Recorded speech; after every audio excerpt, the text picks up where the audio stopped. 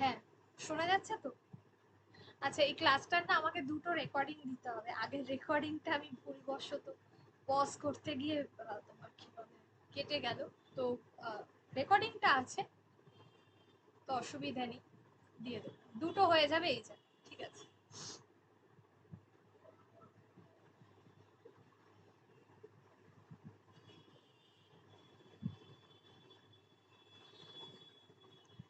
আচ্ছা, এরপরে হচ্ছে যেটা বললাম যে তাহলে এই যে পাখির দেহের ছন্দটা হচ্ছে দ্বিপদী। দেহের দিকে মানুষকে বিচার করে দেখা যাক সে উঠে দাঁড়িয়েছে, এমন কথা বলা চলে না যে দাঁড়াবে না তো কি। দাঁড়ানো সহজ নয়, পাখির দেহের ছন্দটা দ্বিপদী। এই লাইনটা, মানুষের দেহটা চতুষ্পদ জীবের প্রশস্ত ছন্দে বানানো। কার দেহের ছন্দটা দ্বিপদী সেটা দরকার। ঠিক আছে।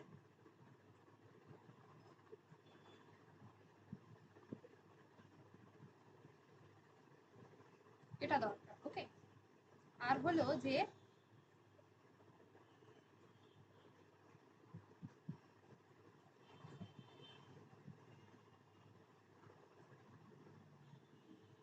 এবার হচ্ছে যে এখানে দেখো, চলমান দীর্ঘ দেহটার ভার রক্ষার সাধনা করলে ওই দুটো পায়ের উপরে। অর্থাৎ আগের লাইনে দেখো, কিন্তু মানুষ আপন দেহের স্বভাবকে মানতে চাইলে না, এজন্য সে অসুবিধে সইতেও রাজি। অর্থাৎ এক কথায় লেখক বা প্রাবন্ধিক এটাই বলছেন যে মানুষের দেহ যেন একটা চতুষ্পদ জীবের একটা প্রশস্ত ছন্দে বানানো। এক কথায় আমাদের জীবনটা একটা নিয়মের বেড়াজালে যেন বদ্ধ হয়ে আছে। এটা মানে এইভাবে চালাতে হবে, বা ডিফারেন্ট যে স্টেজ সেটার কথা বলা হয়েছে, আমাদের জীবনের যে স্টেজগুলোর কথা বলা হয়েছে। তো মানুষ তার জন্য অসুবিধার সইতেও রাজি। ঠিক আছে। যেটা হলো নিজের স্বভাবটাকে না মানার জন্য মানুষ সবকিছুকে মেনে নেয়। জন্তুদের কোনো কিছু একটা আশঙ্কা নেই, যেটা জন্তুদের ক্ষেত্রে যেটা হয় যে ধাক্কা খেয়ে মানুষের অঙ্গহানি বা গাম্ভীর্যহানির আশঙ্কা থাকে। দেখ, মানুষের ক্ষেত্রে অঙ্গহানি বা গাম্ভীর্যহানির আশঙ্কা যেমন থাকে, কিন্তু জন্তুদের ক্ষেত্রে সেটা নেই। এই লাইনটা ইম্পর্টেন্ট। এই লাইনটাও ইম্পর্টেন্ট। মানুষের এই চালটা যে সহজ নয় তার দৃষ্টান্ত পাওয়া প্রায়ই পাওয়া যায়। ঠিক আছে। এই লাইনটাও ইম্পর্টেন্ট। আচ্ছা, এইটা ইম্পর্টেন্ট। তবু মানুষ স্পর্ধা করে উঠে দাঁড়ালো। তবু মানুষ স্পর্ধা করে উঠে দাঁড়ালো, এত কিছু সহ্য করে নিয়েও মানুষ স্পর্ধা করে উঠে দাঁড়ালো। নিচের দিকে ঝুঁকে পড়ে জন্তু দেখতে প্রায় খণ্ড খণ্ড বস্তুকে। জন্তু দেখতে প্রায় খণ্ড খণ্ড বস্তু। এটা একটা গেল। আর ঘ্রাণের অনুভূতি দেহ বৃত্তির সংকীর্ণ সীমা। দেখা ও ঘ্রাণ নিয়ে জন্তুরা বস্তুর যে পরিচয় পায়, সে পরিচয় বিশেষভাবে আশু প্রয়োজনের। আশু মানে, আশু কথার অর্থ হচ্ছে বিশেষভাবে, মানে এখনই দরকার, এটার কথা বলা হচ্ছে।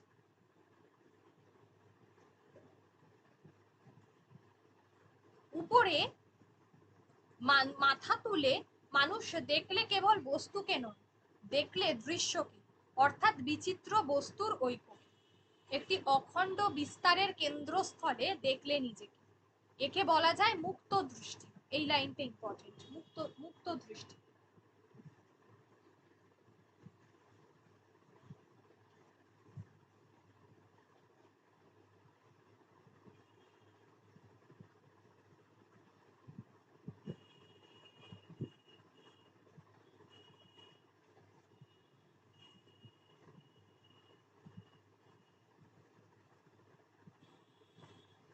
উপরে মাথা তুলে মানুষ দেখলে কেবল বস্তুকে নয়, কেবল দেখলে দৃশ্যকে, অর্থাৎ বিচিত্র বস্তুর ঐক্য। একটি অখণ্ড বিস্তারের কেন্দ্রস্থলে দেখলে নিজেকে। একে বলা যায় মুক্ত দৃষ্টি।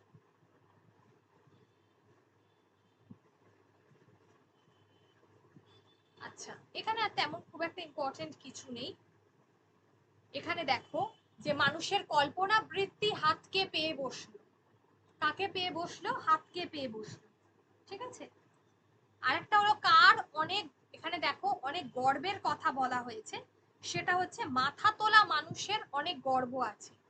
ঠিক আছে। মাথা তোলা মানে যে মানুষগুলো আমরা কি বলতে পারি, এই যে মাথা তোলা মানুষের এত বড় গর্ব, তার বিজ্ঞানে, তার সাহিত্যে, তার শিল্পকলায় এই এক উত্তর, আমার খুশি, আমার খুশি। ঠিক আছে, এটা এটা কেন বলেছে? যে জীবনযাত্রার কর্মব্যবস্থায় সে হোল টাইম কর্মচারী রইল না, সে লাগলো অভাবিতের পরীক্ষায়, অচিন্ত পূর্বের রচনায়, অনেকটাই অনাবশ্যক। মানুষের ঋজু মুক্ত দেহ মাটির নিকটস্থ টান ছাড়িয়ে যেতেই তার মন এমন একটা বিরাট রাজ্যের পরিচয় পেলে, যা অন্য বস্ত্রের নয়, যাকে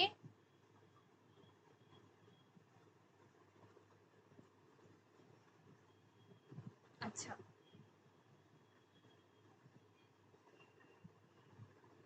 আনন্দ এটা ব্রহ্মের হবে, ব্রহ্মের রাজ্য। এ রাজ্যে মানুষ যে কাজগুলো করে হিসাবে লোক জিজ্ঞাসা করতে পারে এসব কেন। ঠিক আছে, এক কথায় মাথা তোলা মানে যারা আমাদের সমাজে নিজেকে খুব গর্ব করতে পারে এই ধরনের মানুষ, উপরিতলার মানুষ। জন্তুদেরও যথেচ্ছ খেলার অবকাশ আছে, কিন্তু জীবনে তাদের খেলাটা গৌণ। তাছাড়া তাদের খেলাও প্রকৃতির অনুগত। বিড়াল ছানার খেলা মিথ্যে ইঁদুর মিছিমিছি ধরা, কুকুর ছানার খেলা নিজের লেজের সঙ্গে লড়াই করার স্বগর্জন ভান। অর্থাৎ এই যে ওই কুকুররা যেটা করে লেজ নিয়ে খেলা করে নিজেদেরই, তো সেটা হচ্ছে কি, এক কথা এখানে কেন বলা হয়েছে যে নিজের সাথেই এটা বোকামি কর, এটাই বলা হয়েছে যে নিজেরই টাইম ওয়েস্ট করা। ঠিক আছে, কিন্তু মানুষের যে কাজটাকে লীলা বলা যায়,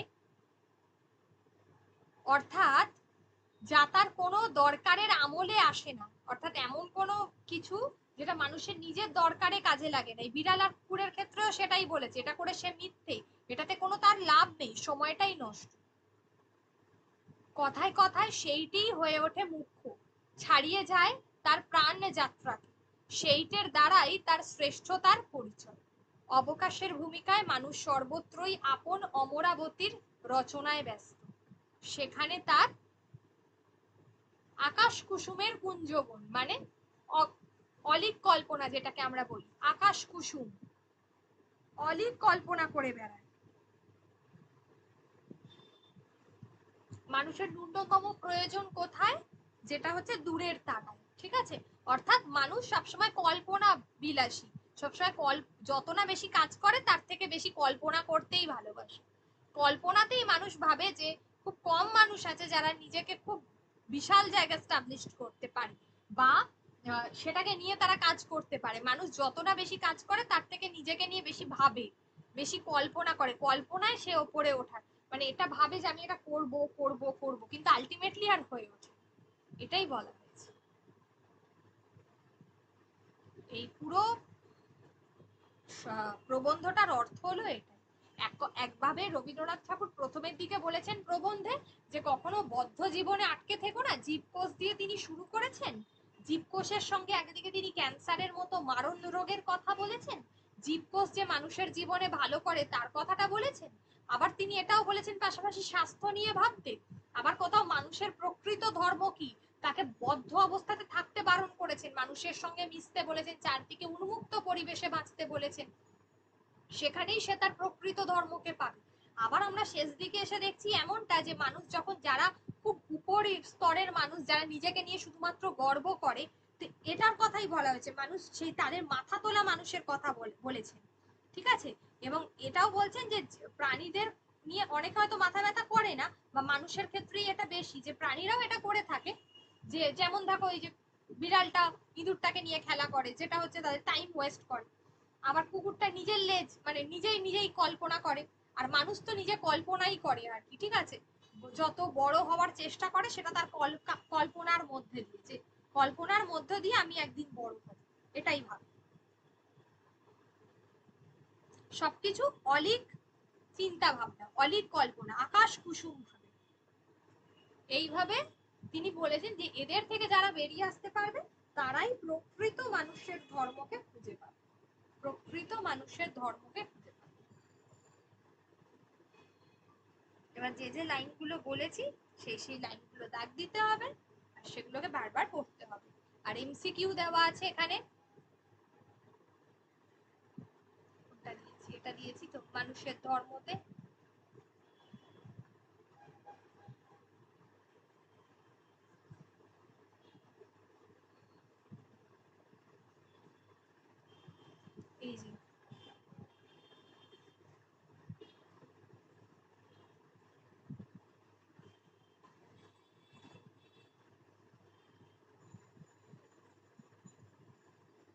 বেশ কিছু গ্রামার দেওয়া আছে এখানে এই প্রশ্নগুলোতে, উত্তরটা দেওয়া আছে। 25টা কোয়েশ্চেন দেওয়া আছে। গ্রামারটা একটু দেখো, আমি বলে দিই একবার তবু। দেখো, জীবনযাত্রার কর্মব্যবস্থায় যে হোল টাইম কর্মচারী রইল না, যে লাইনগুলো বলছে, এখানে সে বলতে যার কথা বলা হয়েছে, এখানে সে বলতে কার কথা বলা হয়েছে?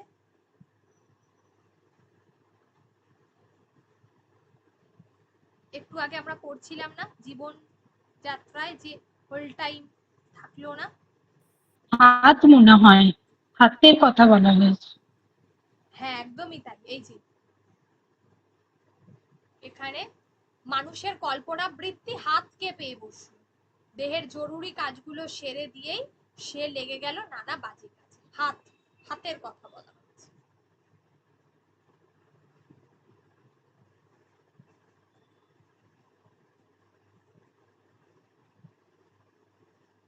জানা ও শোনা, এটা তো জানা শোনা অবশ্যই দ্বন্দ্ব সমাস হবে। আচ্ছা আচ্ছা, গৃহত্যাগী কি হবে?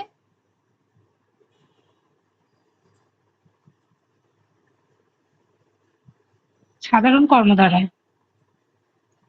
গৃহত্যাগ করেছেন যিনি, আর কি, যে গৃহত্যাগ করেছে, বা গৃহের সাধারণ কর্মধারা হবে। এখানে তো দেখি 22-এর ক কেন?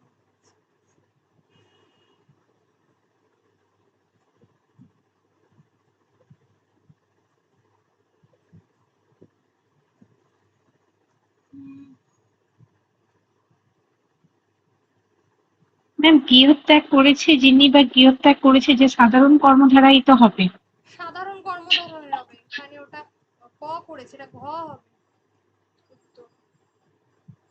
22-এর ঘ। এটা একটু দেখে নাও তো, ঘ হবে।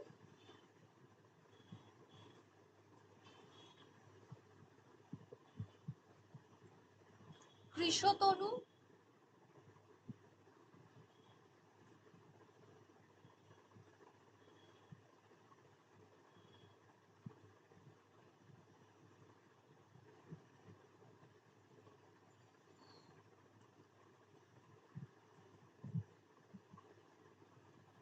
উপমান কিসের ন্যায় তনু?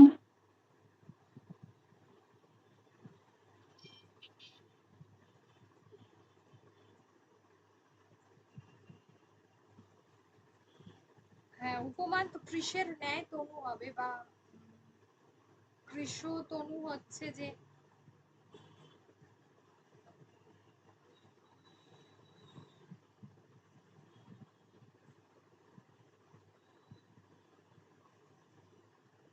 কৃষতনু, হ্যাঁ কৃষের ন্যায় তনুই হবে।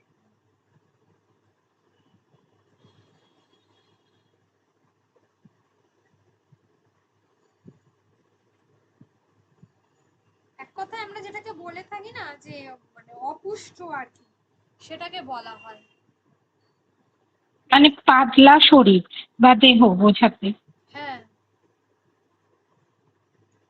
তো ওই জন্য পাতলা, মানে এখানে ওই জন্য সাধারণ কর্মধারায়ও করেছে, সেটা হতে পারে। কৃষ যে তনু আর কি, সেই অর্থে এটা সাধারণ কর্মধারা হচ্ছে। হ্যাঁ ম্যাম, এটাও হবে। হ্যাঁ, খ হবে, খই হবে, কারণ ওটা তুলনাটা যাচ্ছে না।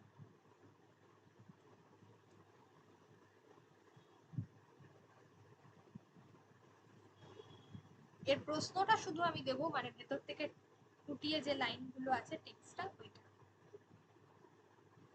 এই অবধি দেওয়া হয়েছে। একবার প্রত্যেকটার প্রশ্নগুলো একটু দেখবে, ঠিক আছে? টাইপিস্ট অনেক সময় ভুল করে ফেলে, দেখবে একবার, যদি কোনো অসুবিধা হয় আমাকে বলবে, আমি চেঞ্জ করবো, মানে আমি দেখে নেবো তাহলে সেই কোয়েশ্চেনে যদি কোনো অসুবিধা থাকে।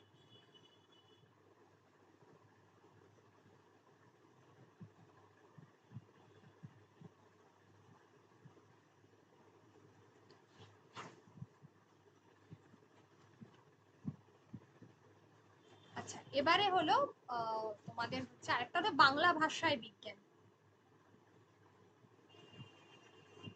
এটার কিন্তু প্রচুর বাংলা ভাষায় বিজ্ঞানটারও কিন্তু প্রচুর তোমার কি বলে প্রত্যেকটা লাইনে লাইনেই প্রশ্ন।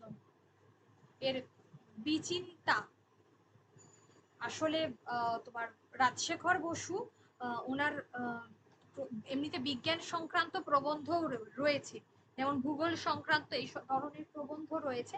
এটা হচ্ছে বিচিন্তা হচ্ছে তোমার মূল গ্রন্থের নাম, ঠিক আছে। তার অন্যান্য গ্রন্থের কথা বলা হয়েছে, লেখক পরিচিতি, এগুলো তোমরা জানো। তিনি কি কি পুরস্কার পেয়েছিলেন এটা জানো। আগে টেক্সটটা বলবো, তারপর সংক্ষিপ্ত সার এখানে করা আছে। শব্দার্থগুলো বেশ কিছু এখানে অলংকার ব্যবহার করা হয়েছে, গুরুত্বপূর্ণ বাক্য, এটা পুরোটাই দেওয়া আছে। শুধু টেক্সটটা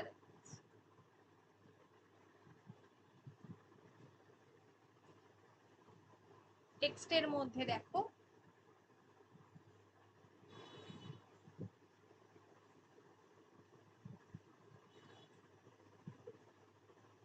প্রথম লাইনেই যেটা আসে সেটা হচ্ছে এটা একটা বিজ্ঞান বিষয়ক প্রবন্ধ। তাদের মোটামুটি মানে বিজ্ঞান বিষয়ক প্রবন্ধকে দুটো ভাগে ভাগ করা যায়। ফার্স্ট লাইনেই কোয়েশ্চেন থাকে, একটা হলো প্রথম যারা ইংরাজি জানে বা অতি অল্প জানে, অর্থাৎ সরি একটা জানে না, একটা হচ্ছে অতি অল্প জানে। অর্থাৎ এখানে বলা হচ্ছে এক যারা ইংরাজি জানে না বা অতি অল্প জানে, প্রথম। অল্প বয়স্ক ছেলে মেয়ে এবং অল্প শিক্ষিত বয়স্ক লোক এই শ্রেণীতে পড়ে। আর দ্বিতীয় যারা ইংরাজি জানে এবং ইংরাজি ভাষায় অল্পাধিক বিজ্ঞান পড়েছে। তাহলে ফার্স্ট হলো যারা ইংরাজি জানে না বা অতি অল্প জানে, মানে অল্প বয়স্ক ছেলে মেয়ে যারা অল্প শিক্ষিত বয়স্ক লোক এই শ্রেণীতে পড়ে, তারা কোন শ্রেণীতে পড়ে। আর দ্বিতীয়ত যারা ইংরাজি জানে বা সেই ভাষায় বিজ্ঞানকে পড়েছে। আমরা এটুকু জানি যে বিজ্ঞান, যে কোনো বিজ্ঞান, বিজ্ঞানের ভাষা ইংরাজিতে না পড়লে কখনো, কারণ টার্মিনোলজি গুলো অ্যাব্রিভিয়েশনস গুলো সব ইংরাজিতেই হয়। প্রথম শ্রেণীর পাঠকদের বিজ্ঞানের সঙ্গে পূর্ব পরিচয় নেই, তারা তো জানেই না। গুটিকত ইংরাজি পারিভাষিক শব্দ হয়তো তারা শিখেছে, যেমন টাইফয়েড, আয়োডিন, মটর, ক্রোটন, জেব্রা এগুলো। তাহলে যে যে শব্দগুলো শিখেছে সেটার নিচে দাগ দেবে। দুটো শ্রেণীতে বিভক্ত করা যায় সেটার নিচে দাগ দেবে। কারা কোন শ্রেণীতে পড়ে সেটার নিচে দাগ দেবে। তিনটে হলো।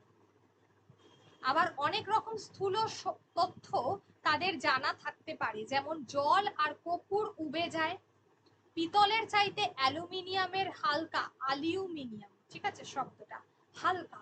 লাউ কুমড়ো জাতীয় গাছে দুরকম ফুল হয়। এই রকম সামান্য জ্ঞান থাকলেও সুশৃঙ্খল আধুনিক বৈজ্ঞানিক তথ্য দ্বারা কিছুই জানে না। এই শ্রেণীর পাঠক ইংরেজি ভাষার প্রভাব থেকে মুক্ত, সেজন্য বাংলা পরিভাষা আয়ত্ত করে বাংলায় বিজ্ঞান শেখা তাদের সংস্কারের বিরোধী নয়। ছেলেবেলা আমাকে ব্রহ্মমোহন মল্লিকের বাংলা জ্যামিতি পড়তে হয়েছিল। এক নির্দিষ্ট সীমা বিশিষ্ট সরল রেখার উপর এক সমবাহু ত্রিভুজ অঙ্কিত করিতে হইবে। মানে বোঝা যাচ্ছে একটা সরল রেখার উপর একটা সমবাহু ত্রিভুজ। এর মানে বুঝতে বাধা হয়নি, কারণ ভাষাগত বিরোধী সংস্কার ছিল না। কিন্তু যারা ইংরেজি জিওমেট্রি পড়েছে তাদের কাছে উক্ত প্রতিজ্ঞা বাক্যটি সুশ্রাব্য ঠেকবে না, তার মানেও স্পষ্ট হবে না। যে লোক আজন্ম ইজার করেছে, এই শব্দটা মানে এই লাইনটা গুরুত্বপূর্ণ, প্রশ্ন আসে। যে লোক আজন্ম মানে জন্ম থেকে এখনো পর্যন্ত ইজার করেছে তার পক্ষে হঠাৎ ধুতি পরা অভ্যাস করা একটু শক্ত। আমাদের সরকার ক্রমে ক্রমে রাজকার্যে আমাদের সরকার ক্রমে ক্রমে রাজকার্যে বেশি পরিভাষা চালাচ্ছেন, তাতে অনেকে মুশকিলে পড়েছেন, কারণ তাদের নূতন করে শিখতে হচ্ছে।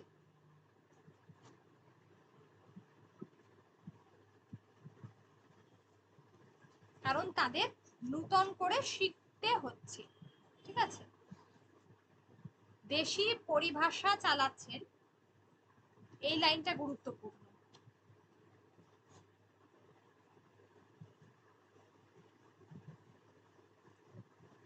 তাহলে এক কথায় আমরা বলতে পারি যে এখানে হলো ভাষা, ভাষাটাই তো দরকার, যে বিষয়ের প্রেক্ষিতে বাংলা ভাষায় বিজ্ঞান চর্চা একটা প্রাসঙ্গিকতা আছে, লেখক এটা বলছেন। ভাষা হচ্ছে ভাবের প্রকাশ, আমরা তো ভাষাটাকে প্রকাশ করি, তাকে যুক্তিসম্মতভাবে জানাটাই হচ্ছে বিজ্ঞান। ঠিক আছে, অর্থাৎ মাতৃভাষার মধ্যে দিয়ে যদি আমরা নিজে প্রকাশ করতে পারি, তাহলে সেক্ষেত্রে আমরা অনেক বেশি, মানে লেখকের কথাই হচ্ছে সেখানে কিন্তু অনেক বেশি সেটাকে আমরা সহজ সরল ভাবে প্রকাশ করতে পারবো। কারণ আমরা তো আমাদের ভাষাতেই বেদ পড়েছি, উপনিষদ পড়েছি, এগুলো পড়েছি, বিভিন্ন পদার্থবিদ্যা, আয়ুর্বেদ, যেগুলো ভারতবর্ষের প্রাচীন ইতিহাসে যেগুলো আমরা পড়ে আসি সেগুলোর কথা বলা হচ্ছে, এগুলো তো আমরা আগেই পড়েছি। লেখক এটার কথাই বলছেন। পরবর্তীকালে ইংরেজ বা ইউরোপীয়দের হাত ধরে আমাদের ইংরাজি ভাষার সূচনা, তাই তো? এটাই দেখো এই জায়গাটা বলছি যে পূর্বোক্ত প্রথম শ্রেণীর পাঠক যখন বাংলায় বিজ্ঞান শেখে, তখন ভাষার জন্য তার বাধা হয় না, শুধু বিষয়টি যত্ন করে বুঝতে হয়। পাশ্চাত্য দেশের শিক্ষার্থীর চেয়ে তাকে বেশি চেষ্টা করতে হয় না। কিন্তু দ্বিতীয় শ্রেণীর পাঠক যখন বাংলা ভাষায় লেখা বৈজ্ঞানিক সন্দর্ভ পড়ে, তখন তাকে পূর্ব সংস্কার দমন করে, অর্থাৎ ইংরাজির প্রতি অতিরিক্ত পক্ষপাত বর্জন করে প্রীতির সহিত মাতৃভাষার পদ্ধতি আয়ত্ত করতে হয়। এই কারণে পাশ্চাত্য পাঠকের তুলনায় তার পক্ষে একটু বেশি চেষ্টা আবশ্যক।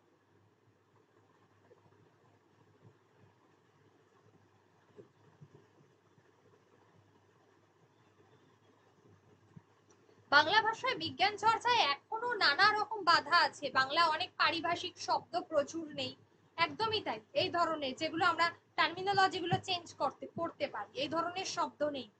যেটা বলছেন যে ইংরেজি সংজ্ঞার প্রতি শব্দ রচিত হয়েছে, চেষ্টা করা হয়। 1936 সালে কলকাতা বিশ্ববিদ্যালয় এই পরিভাষা সমিতি নিযুক্ত করেছিলেন। এই লাইনটা ইম্পর্টেন্ট, যে কত সালে এই তোমার কি বলে পরিভাষা নিযুক্ত করেছিলেন। তাতে বিভিন্ন বিজ্ঞানের অধ্যাপক, ভাষাতত্ত্বজ্ঞ, সংস্কৃতজ্ঞ, পণ্ডিত এবং কয়েকজন লেখক একযোগে কাজ করেছিলেন। তার ফলে তাদের চেষ্টা অধিকতর সফল হয়েছে।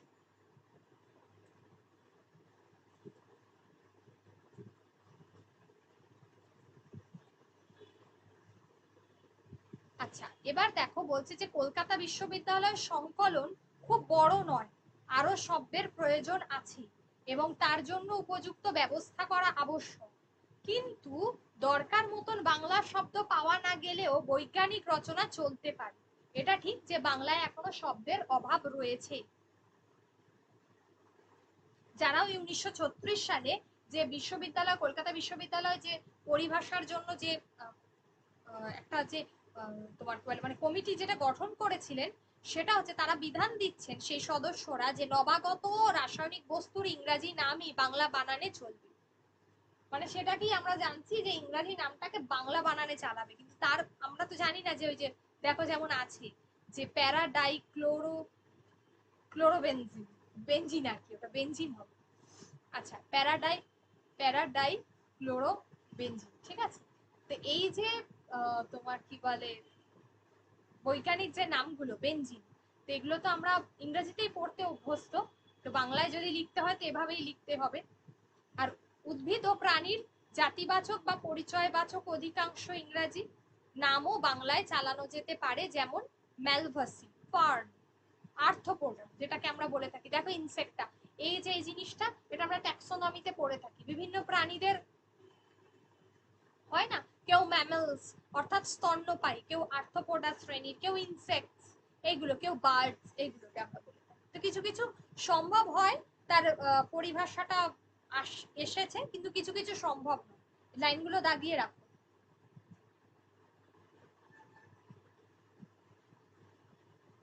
পাশ্চাত্য দেশের তুলনায় এদেশের জনসাধারণের বৈজ্ঞানিক জ্ঞান নগণ্য, এটা ঠিক কথাই। প্রাথমিক বিজ্ঞানের সঙ্গে কিঞ্চিত পরিচয় না থাকলেও কোনো বৈজ্ঞানিক সন্দর্ভ বোঝা কঠিন। এই লাইনটা ইম্পর্টেন্ট, কারণ এটা ঠিক যে আমাদের দেশের মানুষের মধ্যে বৈজ্ঞানিক, তা নইলে আমাদের দেশে এই কুসংস্কার অনেক বেশি।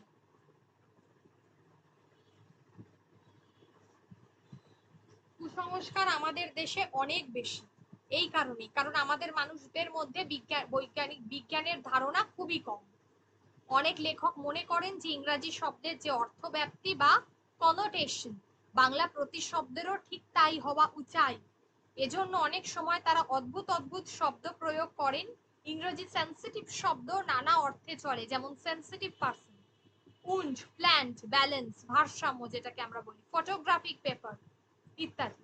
বাংলায় অর্থভেদে বিভিন্ন শব্দ প্রয়োগ করাই উচিত, যেমন অভিমানী, ব্যথাপ্রবণ, উত্তেজি, সুবেদী, সুগ্রাহী, এইগুলো। সেন্সিটাইজড যে পেপার, এর অনুবাদ স্পর্শকাতর কাগজ, অতি উৎকট, তাই না? সেন্সিটিভ ব্যাপারটা খুব, আমরা যেটাকে বলি স্পর্শকাতর, কিন্তু এই অবধি ঠিক আছে, কিন্তু তার হলে কাগজ যদি বলি, স্পর্শকাতর কাগজ তো হয় না, এটা উৎকট। কিন্তু তাও কেউ কেউ লিখে থাকে, কারণ সবকিছুর আমরা যদি একদম ওয়ার্ড টু ওয়ার্ড ট্রান্সলেট করি, এটা কোনোদিন ভাষা, যে কোনো ভাষার ক্ষেত্রে এটা অবমাননা কর। আমাদের যখন আমরা বঙ্গানুবাদ করব, তোমাদেরও বঙ্গানুবাদ আছে, সেটা তোমাদের হয়তো তোমার অপশন দিয়ে দিচ্ছে, কিন্তু যারা আমরা বেসিক্যালি বঙ্গানুবাদ করি, তো সেক্ষেত্রে হচ্ছে বিষয়টা যে কখনোই কিন্তু ওয়ার্ড টু ওয়ার্ড ট্রান্সলেট করা উচিত নয়, ভাবানুবাদ করতে হয়, ঠিক আছে? সেই অনুযায়ী তোমাদের ওয়ার্ডটা থাকবে। দেখো বলছে, অনেক লেখক তাদের বক্তব্য ইংরাজিতে ভাবেন এবং যথাযথ বাংলা অনুবাদে প্রকাশ করবার চেষ্টা করেন, এতে রচনা উৎকট হয়। যেটা বললাম যে word to word translate, the atomic engine has not even reached the blueprint stage, অর্থাৎ পরমাণু ইঞ্জিন নীল চিত্রের অবস্থাতেও পৌঁছায়নি, এরকম ভাষা কি হয়? এটা হবে না। এটাকে বাংলায় লিখলে হবে যে পরমাণু ইঞ্জিনের নকশা এখনো পর্যন্ত প্রস্তুত হয়নি। দেখো, এই ব্লুপ্রিন্ট, এটা একটা ভাবানুবাদ করতে হবে, এটা হলো নকশা, এখনো এই অবস্থাতে, মানে এখনো প্রস্তুত হয়নি, এখনো তৈরি করা যায়নি। অ্যাটমিক ইঞ্জিন অর্থাৎ পারমাণবিক যে ইঞ্জিন, তার নকশা এখনো পর্যন্ত প্রস্তুত হয়নি, has not been even reached, মানে এখানে আমরা রিচড মানে বাংলায় জানি পৌঁছানো, কিন্তু এখানে পৌঁছানো না, এখনো প্রস্তুত হয়নি। when sulfur burns in the air, the nitrogen does not take part in the reaction, অর্থাৎ যখন কি হচ্ছে, গন্ধকটা হাওয়ায় পড়ে, সেখানে নাইট্রোজেন সেই প্রতিক্রিয়ায়, সেই রাসায়নিক বিক্রিয়ায় অংশগ্রহণ করে না।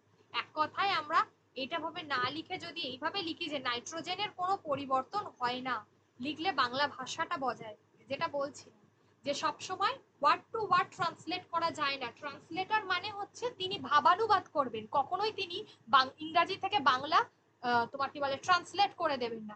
সিমিলার ভাবে বাংলা থেকেও ইংরাজি কখনো ওইভাবে ট্রান্সলেট করা যায় না, ওয়ার্ড টু ওয়ার্ড ভাবানুবাদ করতে হবে, মূল ভাবটুকু লিখতে হবে। অনেকে মনে করেন যে পারিভাষিক শব্দ বাদ দিয়ে বক্তব্য প্রকাশ করলে রচনাটা সহজ হয়। এই ধারণা পুরোপুরি ঠিক নয়। স্থান বিশেষে পারিভাষিক শব্দ বাদ দেওয়া চলে, যেমন অমেরুদণ্ডীর বদলে লেখা যেতে পারে যে সমস্ত জন্তুর শিরদাঁড়া নেই, কিন্তু আলোক তরঙ্গর বদলে আলোর কাঁপন বা নাচট লিখলে সেটা কিন্তু কখনোই সহজ হয় না। ঠিক আছে, আমরা আলোক তরঙ্গ বাংলায় বলি, ইংরেজিতে এটাকে লাইট বলেই ছেড়ে দিই। এই চ্যাপ্টারটাকে কিন্তু আমরা লাইটই বলি, লাইট ওয়েভ বলি না। আবার কিন্তু আমরা সাউন্ড ওয়েভ বলি, শব্দ তরঙ্গ, ফিজিক্সে আছে এগুলো। পরিভাষার উদ্দেশ্য ভাষার সংক্ষেপ এবং অর্থ সুনির্দিষ্ট করা। যদি বারবার কোনো বিষয়ের বর্ণনা দিতে হয়, তবে অনর্থক কথা বেড়ে যায়, তাতে পাঠকের অসুবিধে হয়। সাধারণের জন্য যে বৈজ্ঞানিক সন্দর্ভ লেখা হয়, বারবার বলেছি এই লাইনটা ইম্পর্টেন্ট, তাতে অল্প পরিচিত পারিভাষিক শব্দের প্রথমবার প্রয়োগের সময় তার ব্যাখ্যা দেওয়া আবশ্যক, কিন্তু পরে শুধু বাংলা পারিভাষিক শব্দটি দিলেই চলে। আচ্ছা, আমাদের আলংকারিকগণ যারা অলংকার রচনা করেছেন, তারা তিনটি বিষয়ের কথা বলছেন, একটা অভিধা, একটা লক্ষণা, একটা ব্যঞ্জন। এটা তোমরাও জানো, অলংকারে আছে এটা। প্রথমটি যেটা আবিধানিক অর্থ প্রকাশ করে, একটা লক্ষণা মানে দেশের অর্থ হচ্ছে ভারত ইত্যাদি স্থান, কিন্তু দেশের লজ্জা, এখানে লক্ষণীয় যে দেশের অর্থ দেশবাসী, ঠিক আছে? দেশের লজ্জা হয় না, এখানে দেশবাসীর, আমাদের দেশ মানে আমরা ভারতবর্ষের কথা বলতে পারি। লক্ষণা মানে আমরা আগেই বলছি যেটা, যে আমরা লক্ষণ মানে দেশের লজ্জা, মানে এখানে দেশবাসীরই লজ্জা। আর অরণ্যর আবিধানিক অর্থ বন, কিন্তু অরণ্যে রোদন, এটা ব্যঞ্জনা, অর্থাৎ তুমি মিথ্যে মিথ্যে কোনো কিছু কান্না করছো, অরণ্যে রোদন করো না, বলে না? মানে মিথ্যে কান্না এক কথা, নিষ্ফল খেদ বা ব্যর্থ, কোনো কিছুতে ব্যর্থ হওয়া সেটাকে বলা হয়। সাধারণ সাহিত্যে ব্যঞ্জনাটা সেইটা, উৎপ্রেক্ষা, অতিশয়োক্তি এই প্রভৃতি অলংকারের সার্থক প্রয়োগ হতে পারে। এই লাইনটাতে দাগ দাও, এটা তোমাদের নোটসেও আছে, করে দিয়েছি, উৎপ্রেক্ষার অতিশয়োক্তি। কিন্তু বৈজ্ঞানিক সাহিত্যে যত কম থাকে ততই ভালো। উপমার কিছু প্রয়োজন হয়, রূপক ও স্থল বিশেষে চলতে পারে, কিন্তু অন্যান্য অলংকার বর্জন করাই উচিত। বিজ্ঞানের ক্ষেত্রে কোথাও কোথাও তুমি উপমা দিতে পারো বা রূপক কারোর সঙ্গে তুমি অভেদ কল্পনা করতে পারো, এর থেকে বেশি কিছু তুমি করতে পারবে না। দেখো এখানে কালিদাসের কথা আছে, হিমালয় যেন পৃথিবীর মানদণ্ড। কালিদাসের এই উক্তি কাব্যেরই উপযুক্ত, ভূগোলের নয়, তাই না? কাব্যে এটা রস সঞ্চার করেছে, ভূগোলের কোনো মিল নেই, অর্থাৎ বিজ্ঞানের ক্ষেত্রে এটার কোনো গুরুত্ব নেই। বাংলা বৈজ্ঞানিক প্রবন্ধাদিতে আরেকটি দোষ প্রায় নজরে পড়ে যে অল্প বিদ্যে ভয়ঙ্কর, মানে বলে না যে little learning is a dangerous thing, ঠিক আছে? অল্প বিদ্যে ভয়ঙ্করী, অল্প শিক্ষা যে কোনো মানুষ সবসময় নিজেকে জাহির করে বেশি।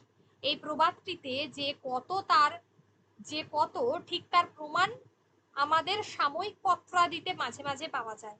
কিছুদিন আগেই একটি পত্রিকায় দেখেছি, অক্সিজেন বা হাইড্রোজেন স্বাস্থ্যকর বলে বৈজ্ঞানিক যুক্তি নেই, তারা জীবের বেঁচে থাকবার পক্ষে অপরিহার্য অঙ্গ মাত্র, তবে ওজোন গ্যাস স্বাস্থ্যকর। এইরকম ভুল লেখা, ভেবে দেখো, ওজোন গ্যাস বলছে স্বাস্থ্যকর, হাইড্রোজেন আর অক্সিজেনের কোনো ভূমিকা নেই। এইরকম ভুল লেখা সাধারণ পাঠকের পক্ষে অনিষ্টকর। সম্পাদকের উচিত ও অবিখ্যাত লেখকের বৈজ্ঞানিক রচনা প্রকাশের আগে অভিজ্ঞ লোককে দিয়ে যাচাই করে নেওয়া। একদম, এটা কিন্তু হয় যে আমরা অবশ্যই প্রুফ রাইটিং দেখি, অন্তত সংবাদপত্রের লেখাগুলোর ক্ষেত্রে ওরা ছাপানোর আগে দেখে নেয় যে ঠিক কিছু ভুলভাল যাতে লেখা না চলে যায়, ঠিক আছে? এটা একদমই খুব উল্লেখযোগ্য এই বিষয়টা। রেলের পরীক্ষা দিচ্ছ নাকি কেউ?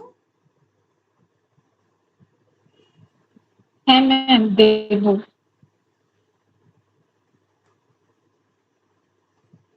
একদম দাও, দুটো বেরিয়েছে। ম্যাম, ম্যাম এই যে শুনলাম নাকি আর্মি স্কুলে টিজিটি আর পিজিটি নিয়োগ হবে, এটার ব্যাপারে আপনি একটু ডিটেলসে জানাতে পারবেন যে সিটেট কোয়ালিফাইড লাগবে কিনা? কোন স্কুলে? শুনলাম নাকি ফর্ম বেরিয়েছে।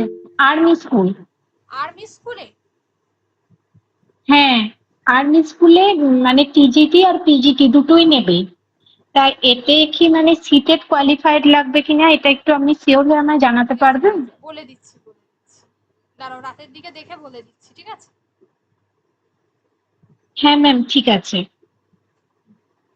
এটা আমিও মনে হচ্ছে দেখেছি। রেলে বসলে বসে যাওয়া, রেলে দুটো বেরিয়েছে, দুটোই ফিল আপ করে দিও। একটা আন্ডার গ্রাজুয়েট, একটা হ্যাঁ গ্রাজুয়েট এনটিপিসি তে। আন্ডার গ্রাজুয়েটও একটা হ্যাঁ ম্যাম, কিন্তু যাদের যাদের চশমা আছে মানে চোখের সমস্যা আছে তাদের কিছু কিছু জিনিসের অ্যাপ্লাই করা যাবে না। হ্যাঁ হ্যাঁ হ্যাঁ, সেটা এএসএম এ তাদের অ্যাপ্লাই করতে পারবে না। মানে যাদের ওই 4D না, বা 2D তে তবু বসতে পারবে, 4D 3D হলে বসতে পারবে। বলে দিয়েছে নাকি যে শুধুমাত্র যেটা মেডিকেল সি আছে সেটা অ্যাপ্লাই করতে পারবো আমরা। আমার তো অনেকটাই পাওয়ার, মাইনাস হবেই পাওয়ার? না। হ্যাঁ, অনেক পাওয়ার। তাহলে হবে না,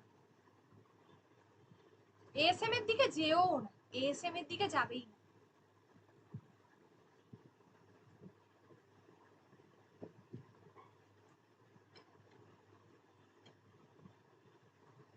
ক্লারিক্যাল গুলো তবু ঠিক আছে, তো দিয়ে দাও, পরীক্ষা দিয়ে দাও, এদের তো কোনো ঠিক ঠিকানা নেই।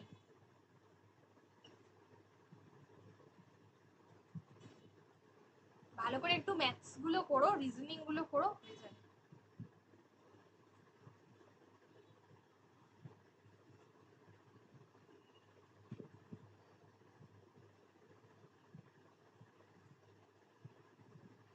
আচ্ছা, এই অবধি তো হলো আজকে তোমাদের। আর তাহলে আমাকে বলো যে সাহিত্য সঞ্চয়ন মোটামুটি শেষ হয়ে গেল তো, আর কিছু বাকি নেই তো?